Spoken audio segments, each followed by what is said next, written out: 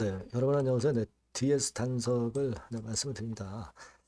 자, 좀 흔들흔들하는 것 같지만 다시 위쪽으로 시세를 크게 올려서 마무리가 됐죠. 어, 사실 그 위아래로 흔드는 모습 어제 그제 나오기도 했지만 그러나 이제 크게 오른 상태에서의 등락은 나쁘지 않았다.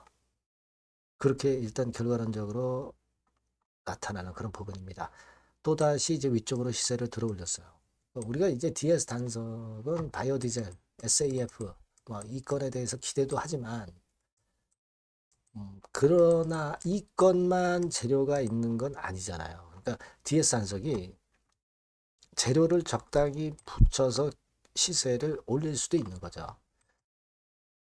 수급이 좀 살펴볼 수 있는 그런 요소고요. 그래서 이런 것들을 한번 알아보는 시간을 가져보도록 하겠습니다. 네. 그리고 영상의 후반부에는 제가 액티브 종목 말씀을 드릴 거예요. 액티브 ETF로 가는 거예요, 지금은. 지수 ETF 아닙니다. 그죠? 네, 이 수혜 종목을 꼭 우리가 공략을 해야 되니까, 요 종목 관심 갖고 대박 한번 내보시고요. DS 단석 먼저 말씀을 드릴게요. 구독, 좋아요, 알림 설정 대단히 감사하고요.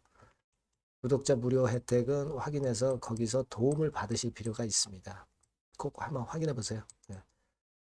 DS 단속 말씀을 드리지만 탈방에 들어오시면 실시간으로 변하는 상황에서의 적절한 정보 자료 사인이 나갑니다. 예, 굉장히 중요한 거죠. DS 단속 입장이라고 문자를 주시면 제가 탈방에 초대해드려서 끝까지 여러분과 함께 간단한 말씀 드립니다. 문자 꼭 주세요.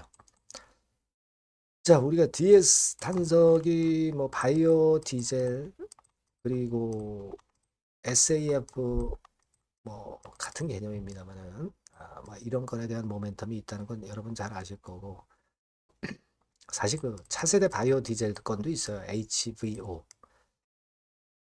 자, 이 재료들만 있는 건 아닙니다. 하지만 이런 건을 주축으로 해서 올라가고 있는데 실제로 여러분들 그 유가가 그 트럼프 때문에 이제 춤을 추지만 하지만 지금 보면은 다시 또 내렸다가 올라오는 패턴도 나오고 있어요. 브렌트유나 크루드 오일 같은 경우 브렌트가 100불 이상으로도 오늘 같은 경우 올라가기도 했고요.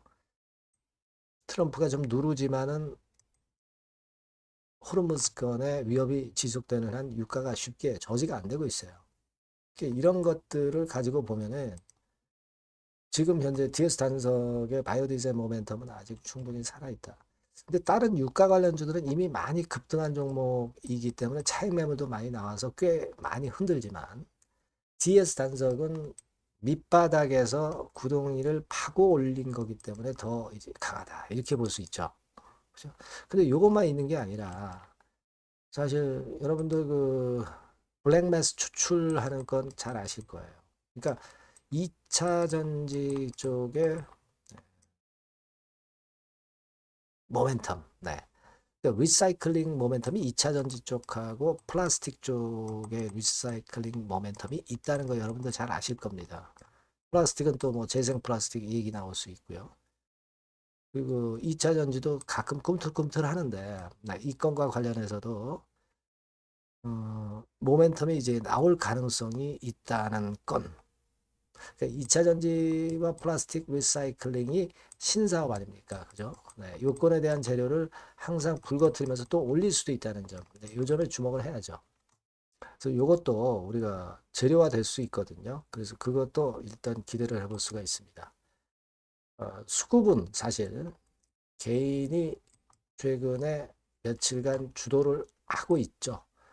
큰 손이 사는 대로 주가가 그래도 약간씩 올라오고 있어요.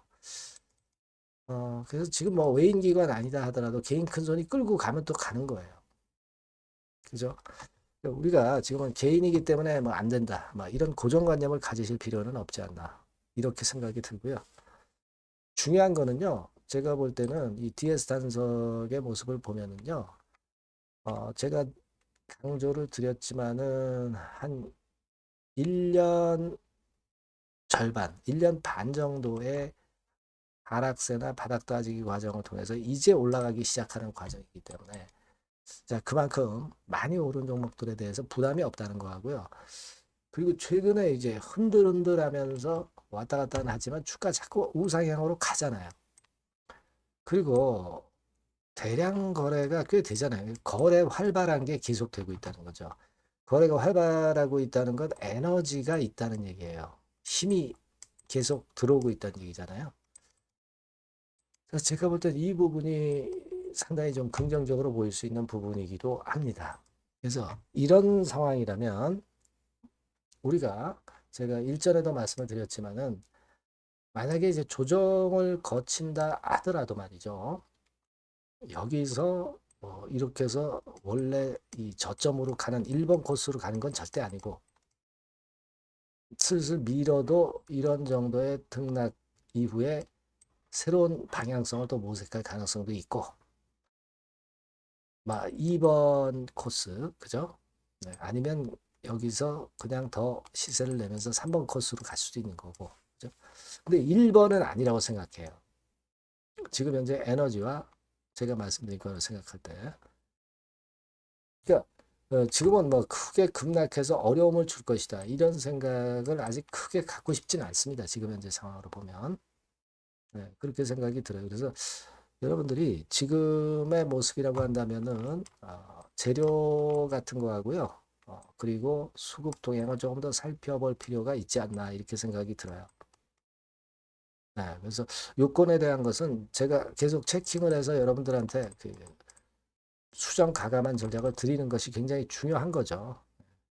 그렇죠? 그래서 그 부분은 제가 여러분께 분명하게 실시간 그 자료, 정보, 사인을 다 드릴 거예요.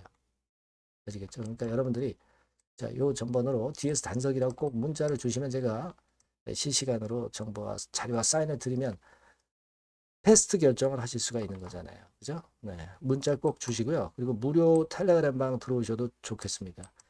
DS 단석 입장 이렇게 문자를 주시면 제가 텔방에 초대해 드릴 수 있잖아요. 그죠? 거기서 실시간 정보와 자료와 사인을 드리도록 하겠습니다. 꼭 문자를 주세요. 그리고 제가 액티브 종목 강조를 드렸죠. 요거 여러분 한번 관심 갖고 해보시면 좋겠습니다. 지금 말씀을 드릴게요. 네, 여러분 이제는 말이죠.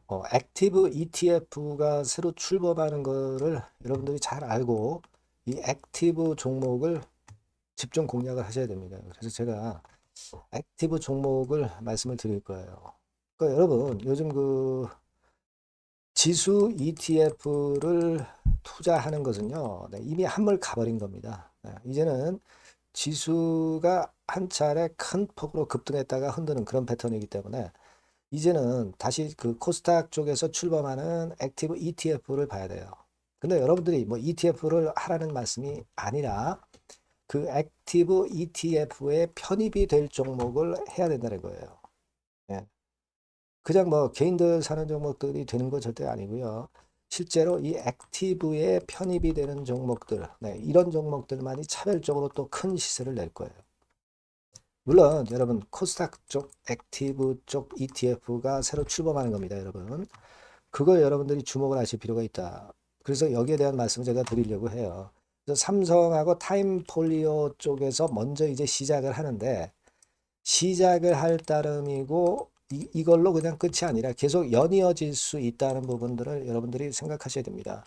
그러니까 결국 이제 이 기관에서 만드는 이 기관에서 만지는 종목들만 될 수밖에 없는 그런 패턴이 될 가능성이 높다는 거죠. 아마 기사들을 통해서 어느 정도 여러분들이 감 잡고 계실 겁니다.